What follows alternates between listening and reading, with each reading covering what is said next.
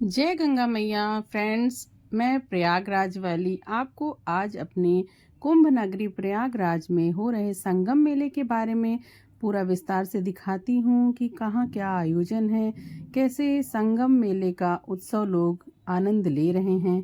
देखिए, यहाँ पर करोड़ों की संख्या में लोग प्रतिदिन उपस्थित होकर मेले का आनंद ले रहे हैं। और इस मेले में आने के लिए मैं आपको बताती हूँ कि आपको कैसे आना है, कहाँ आना है, कहाँ पे रुकना चाहिए और यहाँ खाने पीने की क्या सुविधाएं हैं। तो सबसे पहले जब आप जैसे आप स्टेशन पर उतरते हैं या सूबेदारगंज स्टेशन या फिर आप रेलवे स्टेशन पे उतरते हैं या फिर आप नैनी स्टेशन छेवकी जंक्शन पर उतरते हैं, कहीं भी आप स्टेशन पर उतरेंगे तो उन स्टेशनों के आसपास पे रहने के लिए तरह तरह के लॉज, होटल, कमरे इत्यादि उपलब्ध हैं।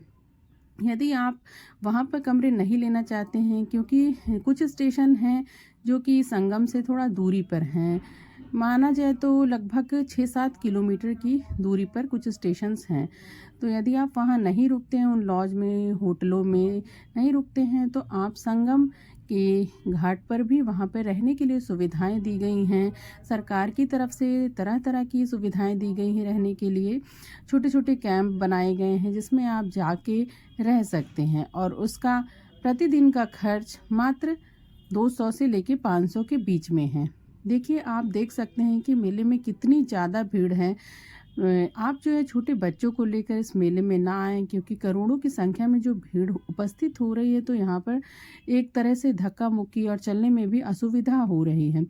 और बूढ़े पूर्वजों को भी यहाँ पर ना ले आएँ जो चलने में असहाय हैं या किसी भी तरह की बीमारी से ग्रसित हैं, किसी भी तरह का उनको हार्ट से जुड़ी परेशानियाँ हैं, क्योंकि इतने भयंकर भीड़ वाले माहौल में उनको हर तरीके की दिक्कत हो सकती है। आप देखिए कैसे लोग यहाँ पर घाट पर उपस्थित होकर के मेले का आनंद ले रहे हैं।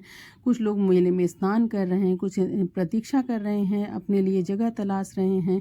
जब आप मेले के प्रांगण में आते हैं तो यहाँ पर तरह तरह की सुविधाएं, हर तरीके की खाने पीने की, रहने की, हर तरीके की सुविधाएं हैं। जगह जगह पर सरकार ने भंडारों का भी आयोजन करवाया है, जिसमें आप पूड़ी सब्जी या खिचड़ी या हर तरीके का, किसी किसी भंडारे में तो आपको दाल चावल रोटी सब्जी ऐसा खाना मिलेगा, किसी में आपको कचौड़ी सब्जी मिलेगी, किसी में मतलब हर तरीके के खाना आपको यहाँ पर मौजूद है जिसको आप खा सकते हैं। और यहाँ पर इस मेले में आपको पैदल तो बहुत ज़्यादा चलना पड़ेगा, क्योंकि इतना बड़ा जो भव्य मेले का आयोजन है तो कोई छोटी सी जगह पे तो ऐसा आयोजन किया नहीं जा सकता है।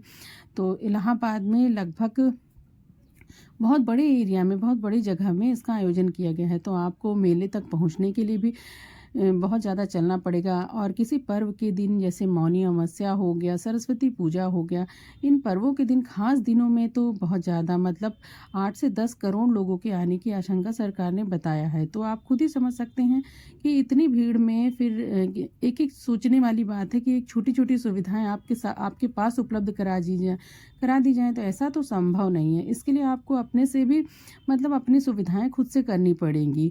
और मेरी मानी जाए तो आपको विशेष पर्वों पर इस मेले में नहीं आना है, क्योंकि यह मेला तो 13 जनवरी से लेकर 26 फरवरी तक लगभग 2 महीने के आसपास यह मेला चलेगा। तो आप इस मेले में बीचों बीच में किसी भी दिन आइए, और पर्व के दिन को छोड़ करके, मतलब 4-5 पर्व के दिन, खास दिन पड़ रहे हैं तो आप किसी अन्य दिनों में आइए, क्योंकि यह मेला 144 वर्षों के बाद इस भव्य मेले का आयोजन हुआ है। और इतना शांति प्रदान करने वाला और बहुत ही ज़्यादा मतलब आपको पवित्रता देने वाला, मोक्ष देने वाला यह स्नान है। तो इस स्नान में आप अवश्य उपस्थित हों और अपने परिवार के साथ इस स्नान का आनंद लें, इस मेले का आनंद लें, क्योंकि विश्व में इस इतना बड़ा अद्भुत अलौकिक मेला कभी भी नहीं हुआ है। देखिए, मतलब दूर दूर से, विदेशों से भी लोग यहाँ पर आ रहे हैं और रुक रहे हैं और मेले में अपनी भागीदारी दे रहे हैं।